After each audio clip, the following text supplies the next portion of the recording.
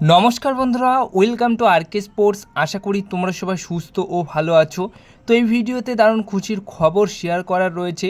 গতকাল তোমাদেরকে একটি লাস্ট ভিডিওতে আমি জানিয়েছিলাম যে টম অ্যালড্রেড তিনি কিন্তু গতকাল সন্ধ্যার দিকে রওনা দিয়ে দিয়েছিলেন, সন্ধ্যার দিকে ফ্লাইটে উঠে পড়েছিলেন। তো সেই ক্ষেত্রে আজকে ঠিক 8টার সময় তিনি কিন্তু কলকাতা বিমানবন্দরে পৌঁছে গেছেন বা নেমে গেছিলেন।